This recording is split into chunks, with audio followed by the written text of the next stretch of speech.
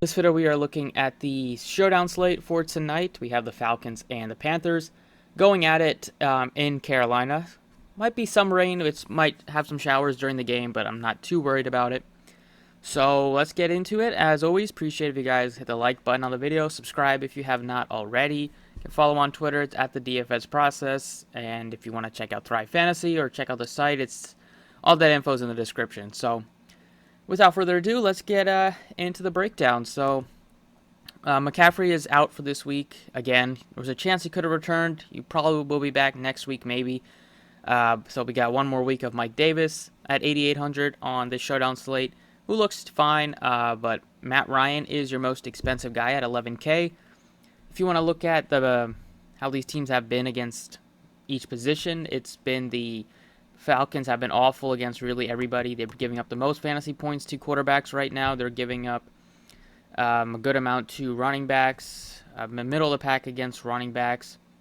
They've been giving it up to wide receivers, sixth or fifth most to wide receivers. The Panthers have been pretty good in most of these categories except for running back. The Panthers have been vulnerable against running backs, but it's not like Todd Gurley has been lighting the world on fire. He's been able to get into the end zone 7 times this year, which has been saving him, but under 2.8 yards per carry the last couple weeks, and Minnesota's an easy matchup on the ground. Detroit's not that scary on the ground, so a bit disappointing for him. The yardage just hasn't been there. But against Carolina, I guess he is still in play. I'm just not thrilled about him. The guys I really want to focus on are the pass catchers in this game, I think. I like Robbie Anderson at 92. Julio looks great. Calvin Ridley has been a touchdown machine. He has 6 touchdowns on the season. He's averaging almost 90 yards per game, and that is including that one game where he had 0 yardage. So he's just been so good this season. I like Ridley a lot. Him and Julio Jones, they get so much volume. You can play them together. On the Carolina side, you have DJ Moore at 82. It's cheap. Had just 5 targets last game, but had 2 touchdowns during that span. He's been getting way more involvement the last couple weeks. They've been looking to him deep, and I think he's another strong play at this pretty affordable price point.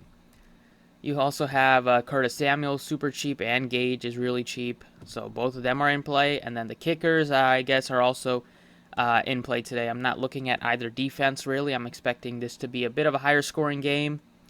And then if you wanted to punt, you could take a shot on like Brian Hill, hope that he steals a touchdown from Todd Gurley.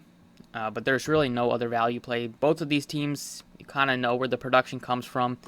Carolina is coming from their receivers and Mike Davis, and on Atlanta it's coming from really 2 guys, Julio and Ridley, and then sometimes you get Hayden Hurst involved, sometimes you get Gage and Gurley, but very concentrated. So if I was making some sort of build for this one, I think I think it's going to be a high-scoring game. Like I said, I think Carolina can put up a lot of points against this bad defense at home. We'll try a couple builds. I might try to go a bit cheaper at captain so I can fit in a lot of these pass catchers that I want. So we'll see if we can make one with maybe with DJ Moore at captain. See if we can get DJ Moore with Robbie Anderson. Get Ridley in there. I like Bridgewater a bit more than Matt Ryan today. Could do something like that, and then look at the kickers if you wanted to. I mean, you would be able to fit in one of the kickers, but this looks fine. I think you could do a bit better. Maybe instead of Ridley, we could probably have to go a little bit cheaper to Julio Jones, and then we can fit in both kickers if you wanted to do that. That looks okay. I'm not thrilled about it. We can definitely do a bit better. Instead, at captain, we could take a shot on a very cheap Curtis Samuel, who's been up and down this year. He's been still getting the targets. I mean, his targets have been kind of similar to DJ Morris, except he gets into the end zone. But I think that Samuel last week, they've also been giving him some carries on the ground, so he could get into the touchdown. He could get into the end zone that way. His snap counts have also been up and down, but last week he didn't even play that many percentage of the snaps because he missed week 6, but he still got into the end zone, and he caught every single one of his targets. So I think he looks fine as a cheap captain play. I like him a bit more than Gage at a similar price point. So if we're looking at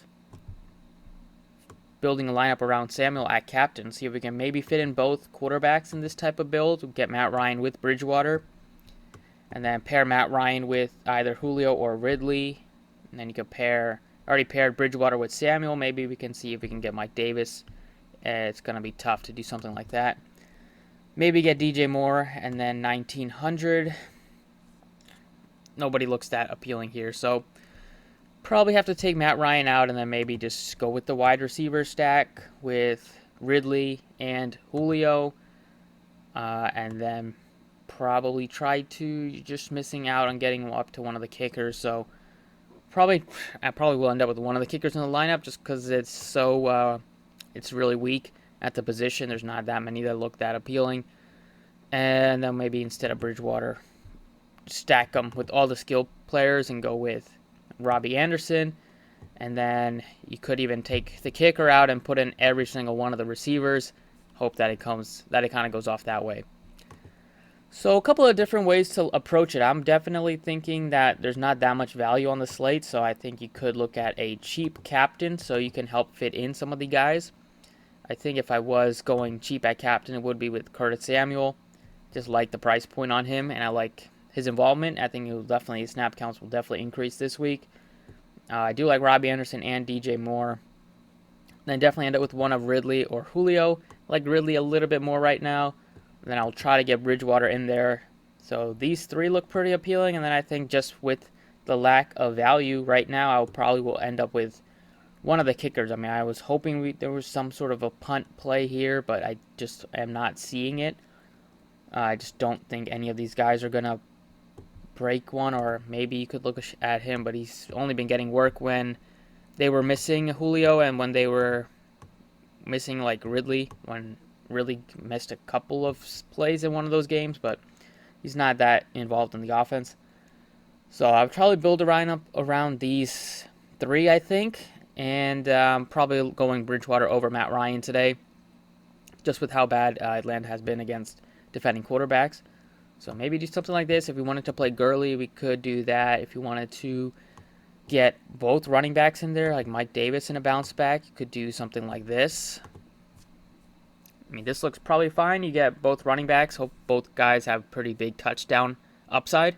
And then you get one of the wide receivers to pair with Bridgewater, and you get Ridley in there. So just some food for thought.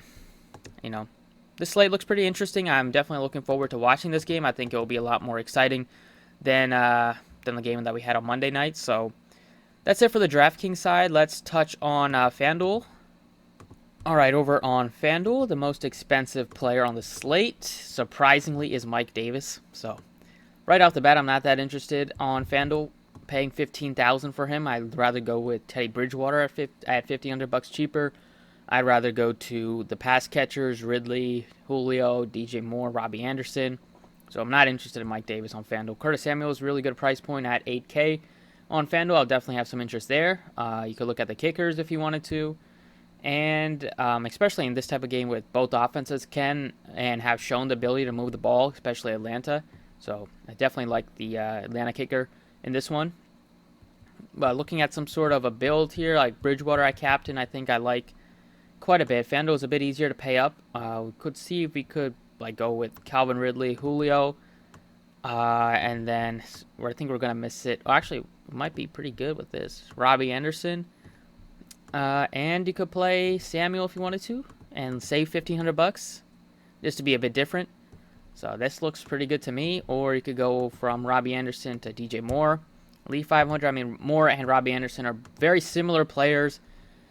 They're very similar. Robbie Anderson has been getting a lot more targets, but DJ Moore has shown his more ability to get into the end zone. So I think definitely looking at some sort of build like this, if you, instead of Julio, you could get up to Matt Ryan, and then you could have played Robbie Anderson. That would have been like a perfect fit.